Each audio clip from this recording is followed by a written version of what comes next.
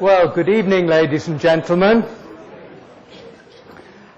As a trustee of the John Templeton Foundation, I'm delighted to welcome you all along here this evening. Sir John had a great sense of humility and also of questioning. He felt that we know this much about the universe, and we know this much about God. And so we have no right to be arrogant about either. We should be open to the insights of other people. He wanted his foundation to encourage dialogue on the big questions of human purpose and ultimate reality in an open-minded way, regardless of your belief. And he set up his £1.1 million Templeton Prize to honour a living person who has made exceptional contributions to affirming life's spiritual dimension. This year's laureate, Rabbi Lord Jonathan Sacks, has a truly prophetic voice that our world, in my view, desperately needs. He will receive the prize at a ceremony in London on May the 26th. And if you go to the Templeton Prize website, you'll see that he's made just recently a series of short videos addressing key questions such as why might our world be a better place when the power of love replaces the love of power? How can I be as committed to my own religion as I am open to others? Why does God love diversity?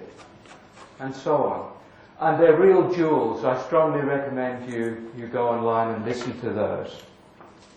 Lord Sacks was Chief Rabbi from 1991 for 22 years, during which he completely revitalised Britain's Jewish community. And he challenged it to turn outward, to share the ethics of its faith with a much broader community. Now, I have for you a message, a gracious message from the President of the John Templeton Foundation. She says, "Dear attendees of the 3rd Annual Templeton Prize Lecture at St Andrews, thank you for taking time to join us this evening for a conversation with Rabbi Lord Jonathan Sacks. On behalf of my grandfather, Sir John Templeton, and my late father, Dr. Jack Templeton, I would like to extend a warm welcome to all of you. When the Templeton Prize was first established in 1972, Prince Philip agreed to give the prize in a private ceremony at Buckingham Palace. These private ceremonies continued until 2012. And while we often hosted a larger public ceremony, we didn't make a particular effort to engage university communities. In 2014, though, we brought the Templeton Prize to St Andrews by inviting Monsignor Thomas Halik to address faculty, staff, students and members of the St Andrews community. We did this because we wanted to share the blessings of each Templeton Prize laureate with a larger audience, and especially with students. Speaking now to those of you who are students, this event is intended to challenge you and empower you. Rabbi Sacks is being awarded the prize because he's used his position and his communication skills to share a profound message that religion must be part of the solution to the global crises we face today. I hope you will therefore go away with a new ability to imagine a future where faith does not express itself through violence and terror, where religious traditions around the world sow peace and reconciliation, and where religious people demonstrate Rabbi Sacks' compelling vision that our common humanity precedes our religious differences. You, today's students, have an important role to play in making such a vision possible.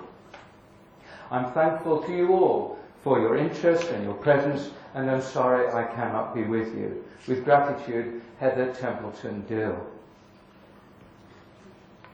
Now to conclude, Jonathan Sacks has written many remarkable books, and some are on sale at the book table during the reception in the foyer after this lecture, to which you're all invited, including the paperback edition of Not in God's Name for less than £10. So,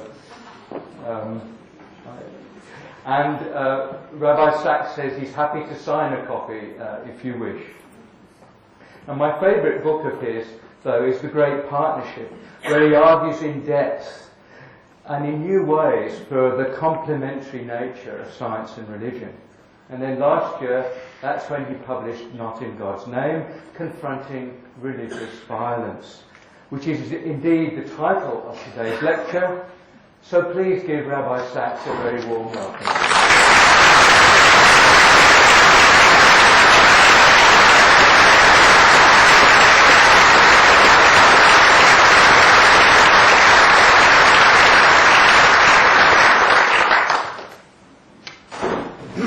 Eric, friends, thank you so much.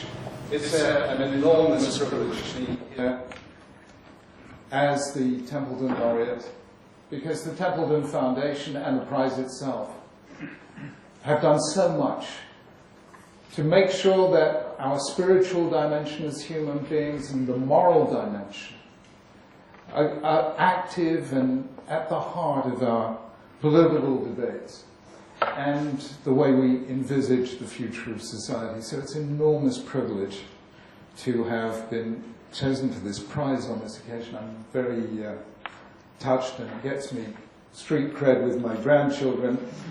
And so that is number one, and I salute everything the Templeton Foundation have done over the years to enhance this. And of course, secondly, it's such a privilege to be here at the University of St Andrews and in the company of acting principal Gary Taylor and so many of you whom I know. This is I think my fourth visit here. I first taught here something called the Cook Lectures in 1996, which became a book of mine called The Politics of Hope. And I came here on one occasion and got an honorary doctorate. I have to tell you, if you want anywhere in the world to get an honorary doctorate, you have to come to St Andrews. It's the only one in the world that comes with its own bottle of malt whiskey. But this St Andrews University has been to me such a congenial environment. It's an honour and a thrill to see Professor Tom Wright here, who has been such a wonderful voice for faith throughout his career, and who helped me personally in writing the last draft of Not in God's Name. It taught me a lot about the letters of St. Paul. Tom, thank you and bless you, and it's lovely to be in your company. I salute. It's a privilege also to be in the company of the Archbishop Leo Kershley and the moderator of the Church of Scotland, Angus Morrison, the Jewish chaplain, Rabbi Bodenheim, and to say that it really has been, for me, a moment where, in a dark and turbulent world where it's easy to be afraid and hard to have hope, Tom wrote a book called Surprised by Hope, and hope is surprising right now. It is two moments in the 20th century that, for me, constitute the basis of that hope. 1942, when one of my predecessors, Chief Rabbi J.H. Hertz, whom, when they asked him how long does a Chief Rabbi serve, famously replied, "Dear boy, Chief Rabbis never retire and only very rarely die." And a wonderful Archbishop of Canterbury when Templeton, they formed the Council of Christians and Jews, which was a real turning point in Jewish-Christian relations, and of course with the Catholic Church. That meeting in 1961 between Pope John the 23rd and a Jewish historian, Jules Isaac, which began that process of Vatican II, and which those are the two proofs that long-standing tensions can be turned around. And, although one is reluctant to use these words, but the Avot de Rabbi Natan, that great rabbinic text, says, who is a hero? Not one who defeats his enemies, but one who turns an enemy into a friend. And that is what has happened between Jews and Christians in the 20th century and continues to this day. And let that be a sign of hope for everyone.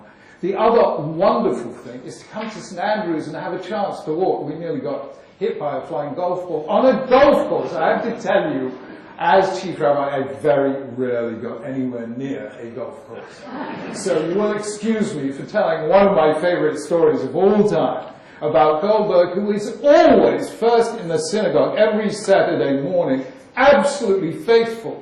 But one morning gets up on a day as perfect as today. It's a Saturday morning, he knows he has to be in the synagogue, but he thinks, and never has there been a more beautiful morning than to have a round of golf at the golf course. Nobody from the synagogue is likely to bump into me, and I'll just do it. And he goes to the golf course, tees off at the first tee, and at the first hole, gets a hole in one. The angels turn to God and say, Almighty, what are you doing? God should be in the synagogue. You should be punishing him, not rewarding him. God says, I am punishing him. And the angel said, how come? He just got a hole in one. And God replies, but who can he tell?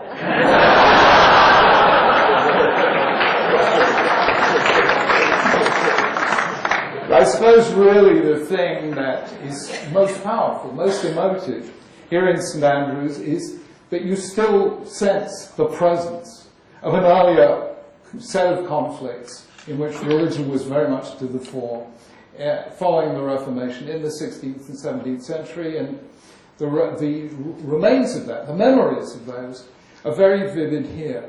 And I think actually that is the moment we have to look at for a precedent. Richard Weaver once said, the trouble with humanity is it forgets to read the minutes of the last meeting. And sometimes it helps to go back and ask, when was the last time we confronted a world of wars of religion? And the answer, of course, was that period in the 16th and 17th centuries. Just as now, there were many people who were discontent with regimes that they saw as corrupt or as not representing them. Number two, that essentially political process took a religious form as it's doing today in the Middle East and elsewhere. Number three, the religious form is the same, of wanting to get back to the way religion was at the very beginning, a reformation. And that is very much the factor in radical political Islam today, as indeed in some Jewish extreme orthodoxy and Hindu nationalism and so on. It is a factor in all the world's faiths. However, the real connecting link between us and the 16th and 17th centuries is the revolution in information technology. Because it is that turns what otherwise would have been a quite marginal phenomenon into a potentially globally destabilizing force. The revolution in information technology in the 16th century was printing. Because most of the ideas of Martin Luther had already been formulated by John Wycliffe in Oxford 2 centuries earlier, but the big difference was printing had not been invented in the time of Wycliffe, it had been in the time of Luther. And when there's a revolution in information technology, it means the new force can outflank the existing structures of power. Try countering from a pulpit a set of doctrines that are being printed in their hundreds of thousands and distributed throughout Europe. You can't do it. And that is what is happening today with ISIS and Al-Qaeda and ISIS in particular, being the world leaders in the use of YouTube, social networking networks, and so on and so forth. They really are outflanking us.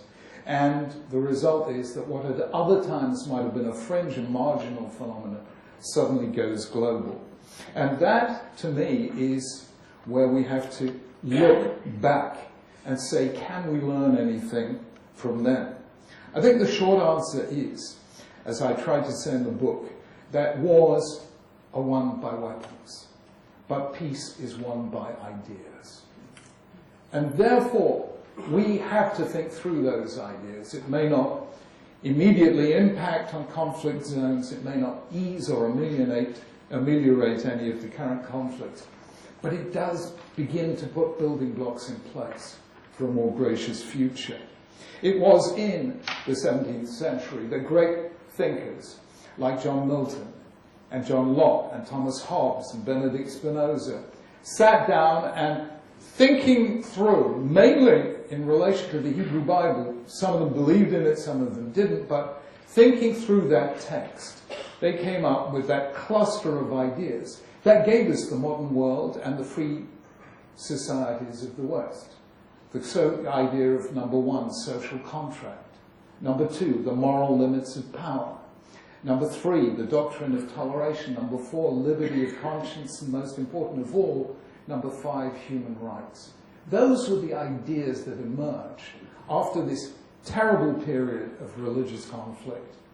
And those ideas helped to build a future which has lasted to this day. The question is, why can't we just go back to those ideas? And the short answer is this. Those ideas were predicated on one thing. Religion can be contained so as not to be harmful if you deprive it of power. The formal or substantive separation of church and state, if you like. It's more clear in the Church of Scotland than in the Church of England, but never mind, we'll not get political about this here. But one way or another, it was the beginning of essentially 4 centuries of secularization. In the 17th century, you get the secularization of knowledge in the form of Newtonian science, Cartesian philosophy, knowledge that doesn't rest on religious foundations. It wasn't that Newton or Descartes were not religious. Newton was enormously religious, and Descartes brings in God very early on in his philosophy. But can we build knowledge on secular foundations that don't generate religious controversy? In the 18th century, with the secular nation state, the American Revolution, the French Revolution, the secularization of power. In the 19th century, you get the secularization of culture. The idea that museums and art galleries and concert halls might be places just like houses of worship when you encounter the sublime. And in the 20th century, the secularization of morality. As in many ways, countries throughout the West move away from this centuries-old moral code that we have come to call the Judeo-Christian tradition. So it set in motion 4 centuries of secularization, all of which did not mean people stopped believing in God, but it meant that religion did not have political power. But what is happening now is that religion does have political power in the form of ISIS and Al-Qaeda and so on. It does have political power in, as I say, in many religions in the world, in specific regions of the world. So you can't wish yourself back, suddenly transported to the 17th century, because it's not going to work. We are not in a period right now of secularization. We may be in Britain, we may be in Europe, but not in the world. The 21st century is going to be more religious than the 20th century. Even if not a single atheist or agnostic changes his or her mind, just look at the demography. Today, throughout the world, the more religious you are, the more children you have, which fails to obey the Darwinian imperative. I once teased Richard Dawkins by suggesting that if success is judged by reproductive rates, then you as a Darwinian should try and work to make as few atheists as possible and lots of very religious people. I'm not sure that he quite liked that, but no. We remain friends. So here is the situation. We are going to have to do in the 21st century what wasn't done in the 17th century, which is to look at what I call hard texts. Because it turns out that if you look at the sacred texts of Judaism, Christianity, and Islam, and for that matter of virtually every other faith in history, you will find hard texts which, if taken literally and applied directly, result in violence and in conflict. they remained there like unexploded mines. And we have to look at those texts, which is what I try and do in the book Not in God's Name. Now, I know it is very hazardous to try and say anything new on this. Look, to be honest with you, I'm reminded of a story that is fairly close to my heart, because I used to be a philosopher before I became religious. And the story is told of the English philosophy professor who was invited to deliver a lecture, rather complex theme on phenomenology and epistemology, to the University of Beijing. Not being fluent in Mandarin, he had to arrange for a translator. And so he arrives at this lecture, all 1,000 students. He begins this very complex, convoluted philosophical lecture and stops after 2 sentences for the translator to translate. The translator waves him on. He says, "I'll tell you when to stop." And this goes on for 15 minutes, at which point he raises his hand and says 4 words in Mandarin and urges the lecture. The same thing happens after 30 minutes, after 45 minutes, the same thing, and after 60 minutes, at the end of the lecture, the translator says 3 words in Mandarin, and very solemnly the students get up and leave. The philosophy professor went up to the translator and said, "I am amazed. I have just given a very complicated lecture. How are you able to condense it into so few words?" He said, "Easy. After 15 minutes, I said, so far he hasn't said anything new."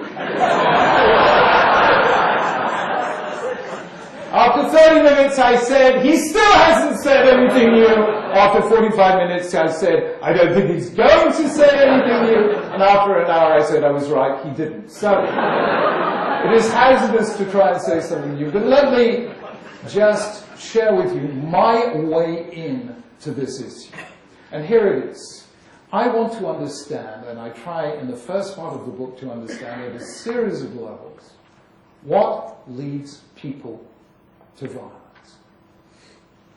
And we go through a lot of the theories and so on and so forth. In the end, I look at 2 very significant figures in this field. One of them, obviously, being Sigmund Freud, who was very, very interested in the roots of human conflict. And the other one was somebody who, as it were, continued the work of Freud, but took it in slightly different directions. The French thinker who died some 6 months ago, spent his life teaching in Stanford in the United States, René Girard, who wrote the classic text, Violence and the Sacred. What makes Freud and Girard different from anyone else is that most other people have argued that religion leads to violence. They argue exactly the opposite, that violence leads to religion. That is what is counterintuitive in their work. Freud very famously said that the prime driver of violence, the Oedipus complex, is the hostility, the latent hostility between fathers and sons. And that then led to, the first murder, and then the murdered father comes back as the voice of conscience, and that is where religion is born. René Girard took it a little further and used the phrase mimetic desire, the desire to have what somebody else has, which is ultimately the desire to be what somebody else is. And do we have any parents in the audience? Do you know what it's like when you give one of your kids a new toy? The other kids never ever wanted that in their lives, but suddenly, he's got it, I want it, I want one. It's not fair. In the Hebrew, the first words a child learns to say are, "C'est not fair." It's in every language. A child knows, if he's got it and I haven't, it's not fair. And Girard extended the whole Freudian thing to say it's not necessarily fathers and sons, it is in fact sibling rivalry. And if you think about it, that makes a great deal of sense, because if you actually look in the history of myth, then you will see that the tension between fathers and sons isn't a huge theme in that literature, but it certainly is between siblings. So in Egypt you have the myth of Set and Osiris. In Greek thought you have Atreus and Thyestes. The founding story of Rome is two brothers, Romulus and Remus, and a fratricide.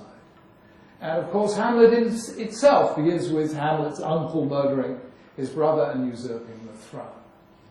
And of course, when you turn to the text, the foundational text of the Abrahamic monotheisms, the book of Genesis, sibling rivalry turns out to be the theme of Genesis.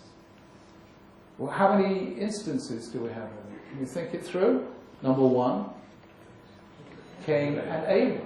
The first recorded religious act, they both bring offerings to God. The first two human children leads to the first murder, the first fratricide. Then Isaac and Ishmael.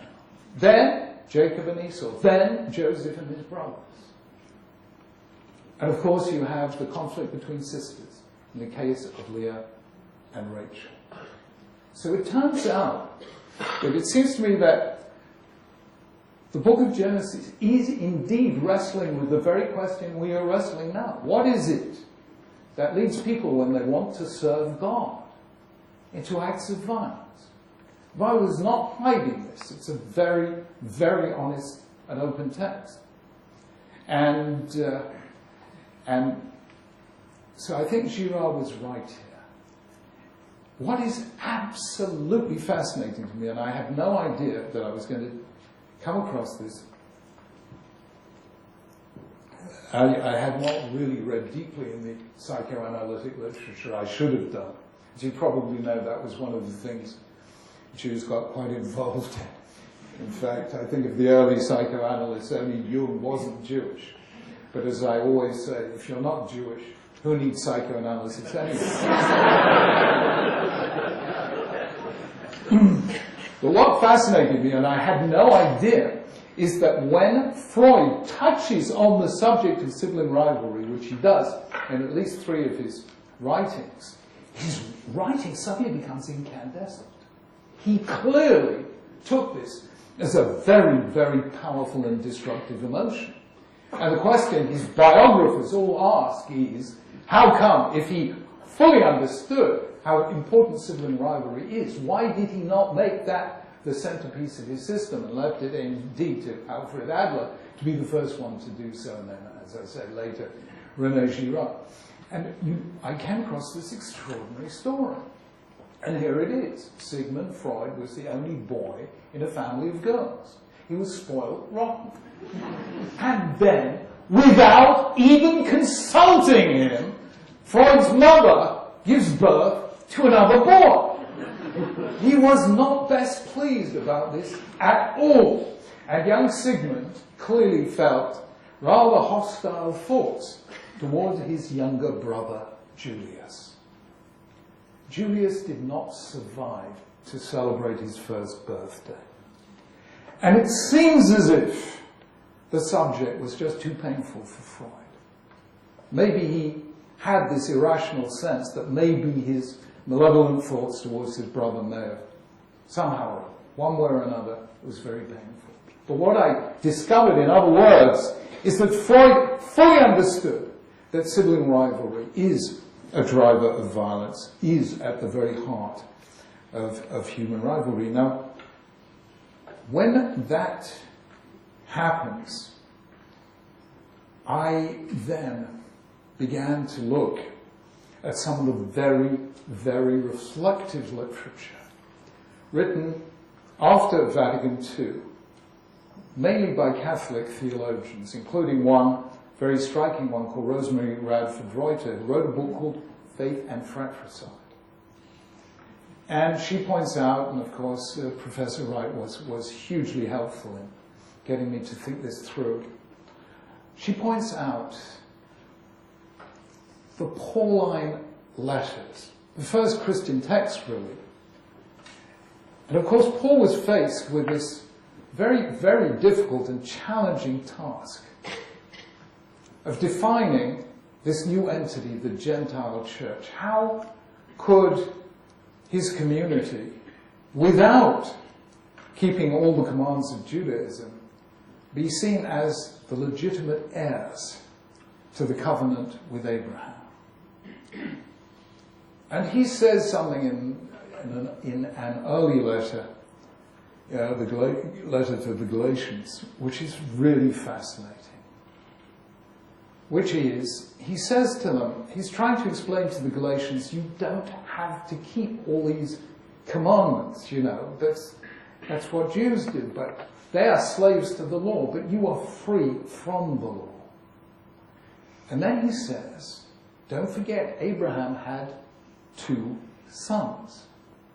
One to a slave woman called Hagar, and the other one to a free woman called Sarah.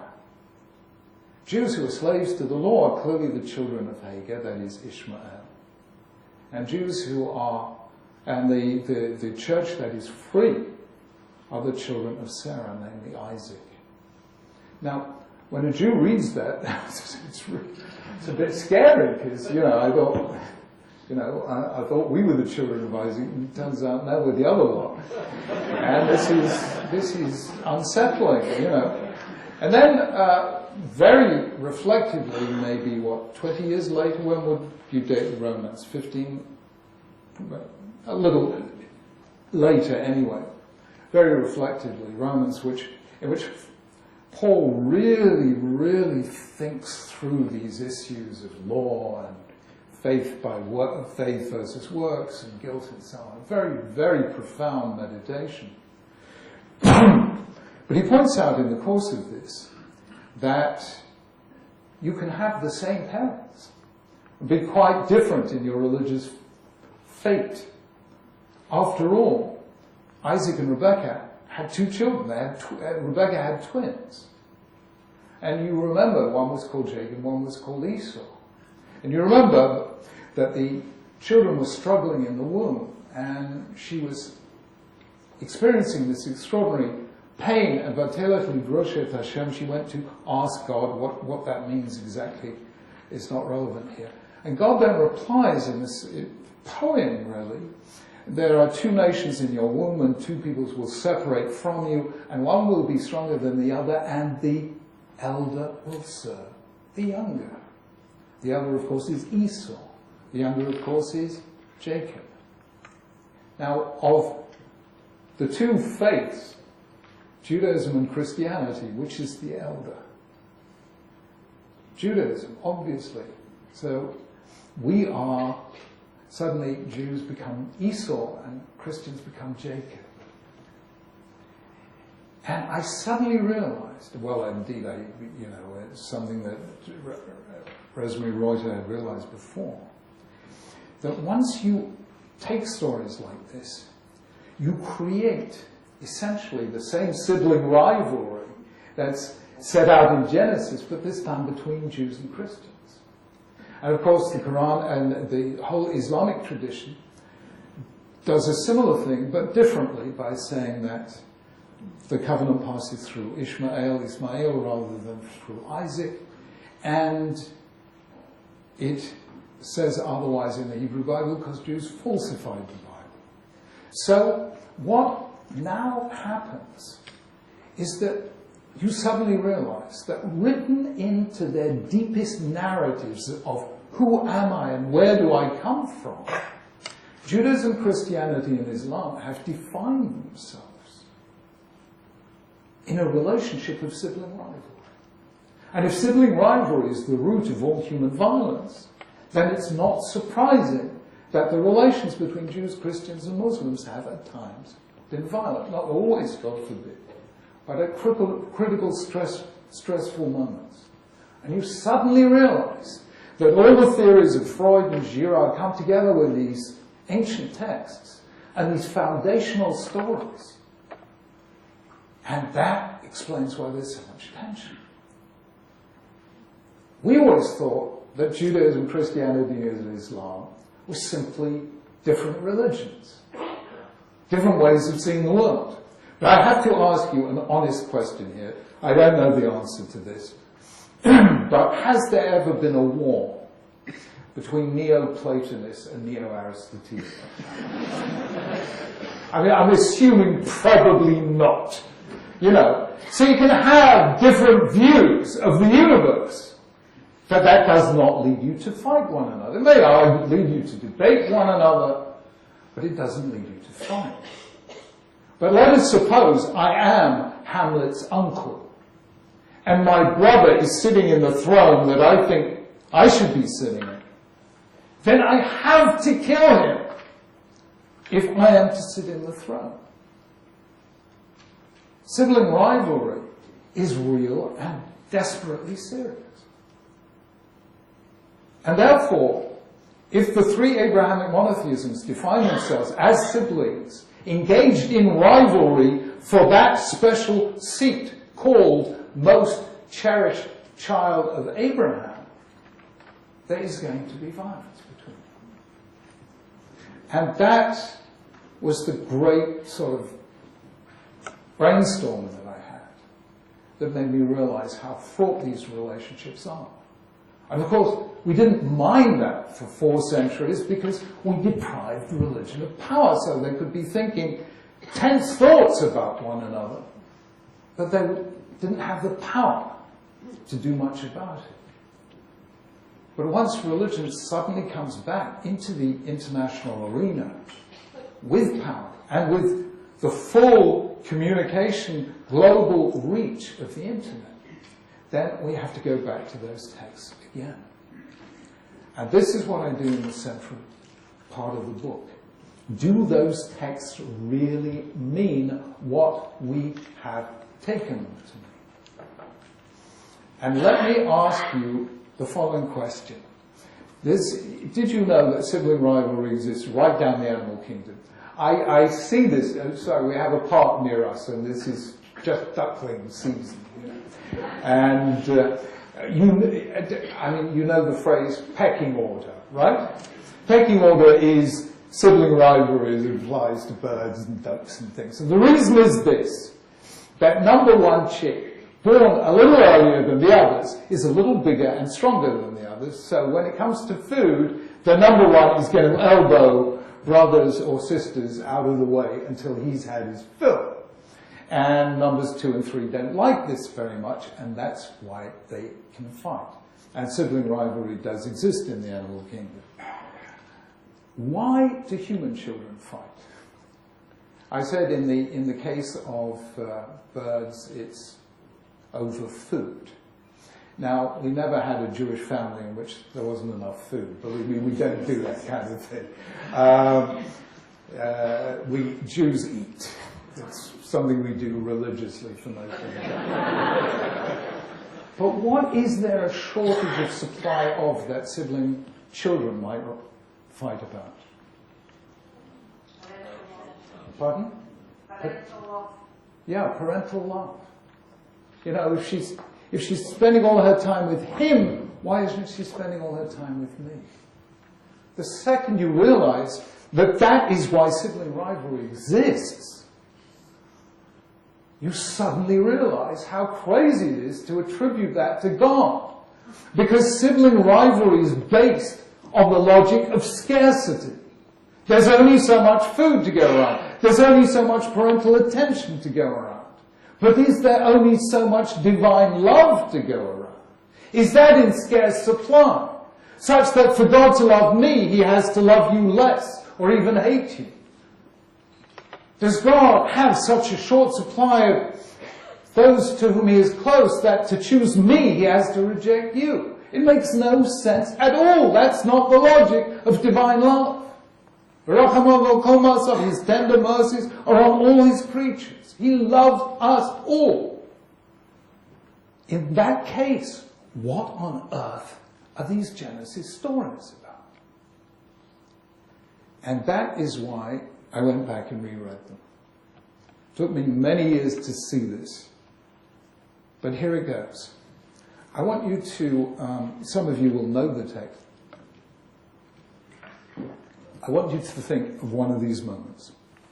Genesis 21.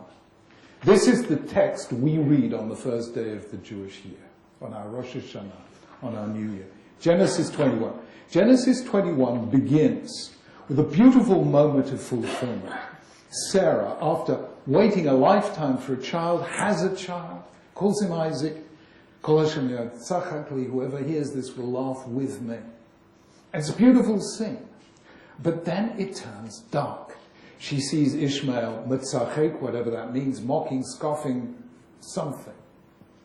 And she says to Abraham, drive that slave woman and her child away. I don't want my child growing up with that child. Abraham very reluctantly does so. And Hagar and her child Ishmael go into the desert.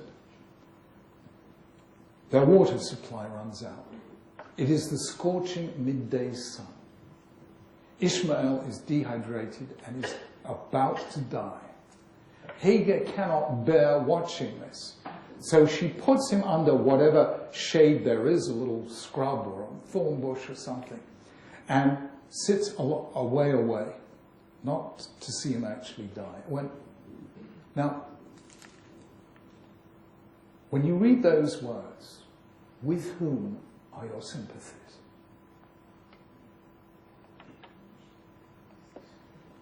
You have to identify with Hagar and Ishmael. There's no way of reading that otherwise. That text is written to force our sympathies in that direction.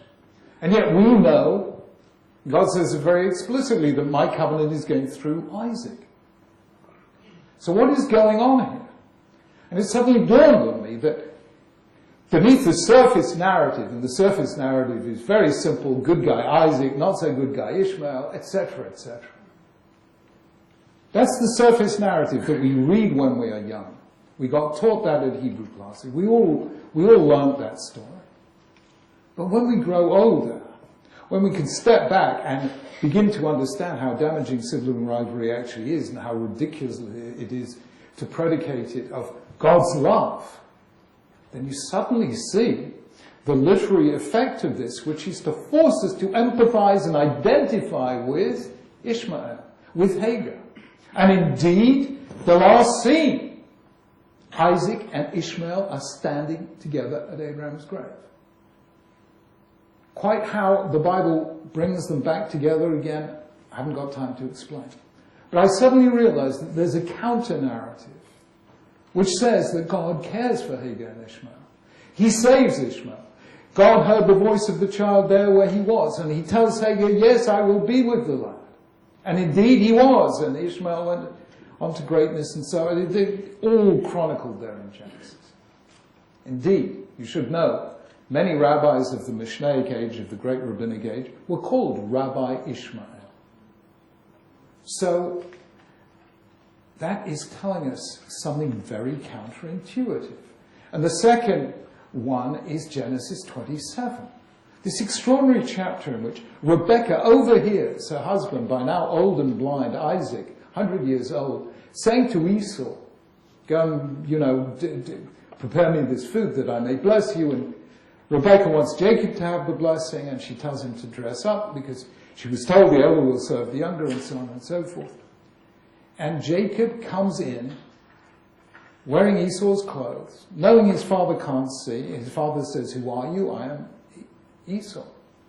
Are you really Esau, my son? And he smells him, he feels him, he touches him. And then Jacob leaves, having received a blessing. And then comes an extraordinary moment. Esau comes in. And with the food he's prepared.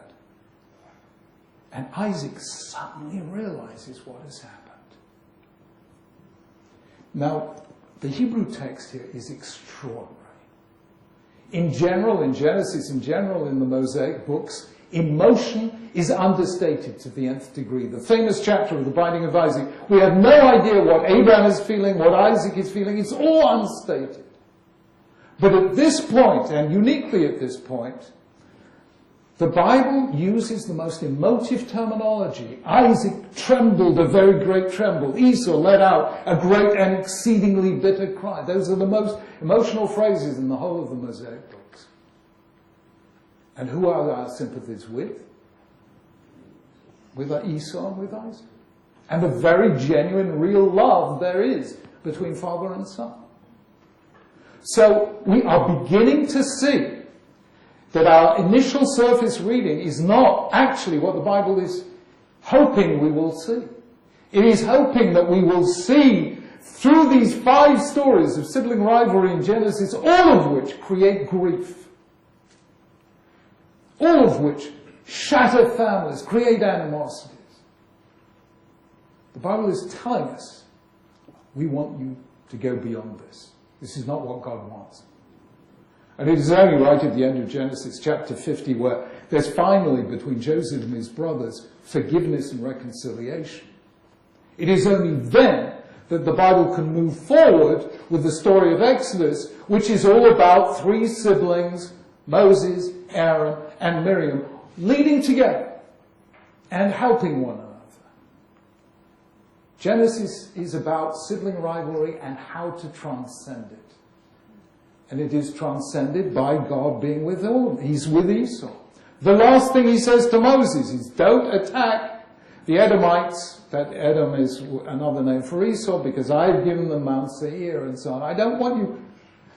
Moses, chapter 23, Deuteronomy, don't hate an Edomite, for he is your brother. And I suddenly realized these stories are telling us that sibling rivalry is entirely wrong and a misreading of what God wants for us. He has a role for each of us. He has a blessing for each of us. He loves each of us. And the idea that in order to be the most favored child of Abraham, I had to displace somebody else makes no sense at all. Why did people not read these texts those ways? The short answer is, how were these texts read for thousands of years? Jews read them as Jews. Christians read them as Christians. Muslims read them as Muslims. And we all read the text so that we are the heroes. And we didn't waste time with the casualties, by the way. But in the 21st century, we have to realize that these texts, if taken on the surface, could justify who knows what kind of animosity. And we have to go back and reread them and see them, that God is calling on us to read them a different way. Because we know the Psalm says how good and how pleasant it is for brothers to live together, but we also know how rare. And this is what he wants of us. So I read those texts and I just heard the divine voice saying, this is what I was trying to say all along, but we never had a situation where we had to have Esau and Jacob, and Joseph and his brothers, and Isaac and Ishmael sitting around the same table and sharing those texts. Now, clearly, this is a radical way of reading the text, but what I've tried to show in the book is that this is not a gratuitous reading. I think it makes sense as a plain sense reading, that beneath the narrative there's a counter-narrative. Now, you do not change history by writing a book. I wish you could. Why did I write this book? Because, to come back to what I said at the beginning, wars are won by weapons, but peace is won by ideas.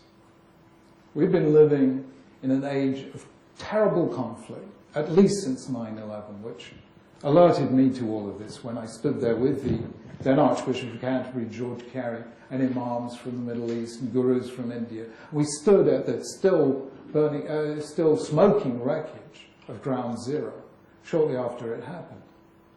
And we suddenly realized, here we were, Jew, Christian, Muslim, Hindu, Sikh, standing together, saying the same kind of prayers, praying for peace. And I just realized, looking from these faith leaders and their respect and love for one another, and the horrendous wreckage and grief and shattered lives of 9/11 and the Twin Towers, that this was going to be the great battle of the 21st century. Religion is like fire. It warms, but it also burns. And we are the guardians of the flame.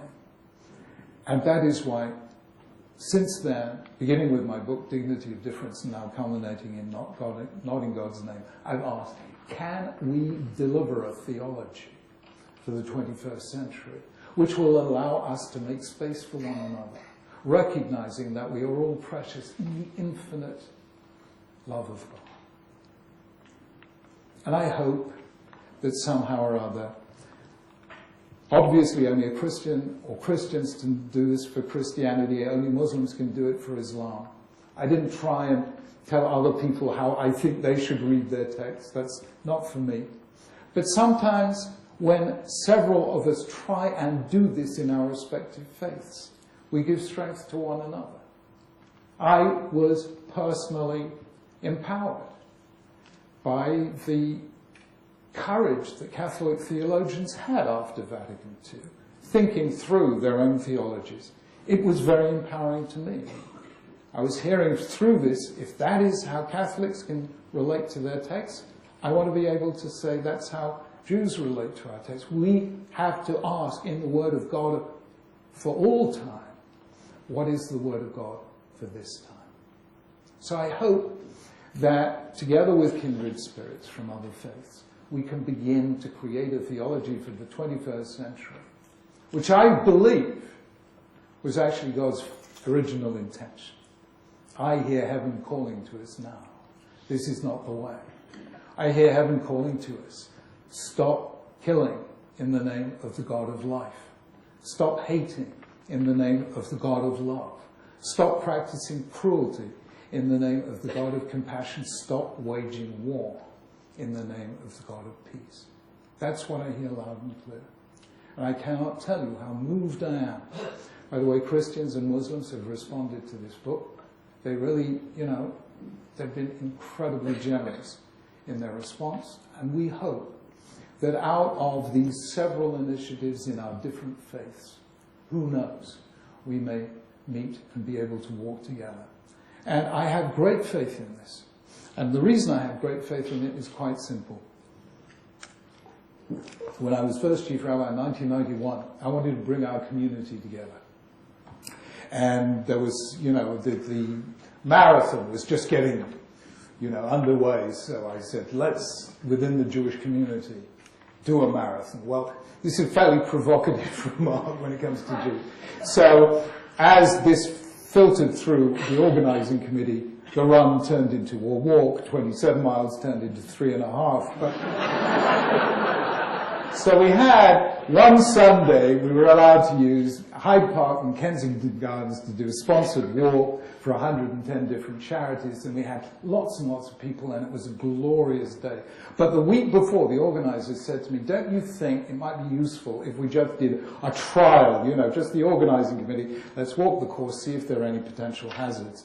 And so it was that the Sunday before, the week before, we did this trial walk, and within 5 minutes, the 6 of us had gone in 6 different directions. The organizers said to me, if 6 of us can go in 6 different directions, what are we going to do next week when we've got 5 or 10,000 people? I said, it's very simple. You get somebody right over there on the edge of the horizon, over the Serpentine, the bridge over the Serpentine, and with a big megaphone. And all he's got to do is say, food and drink this way. So let us take our different routes to the destination, but let us recognize peace this way. Thank you very much indeed.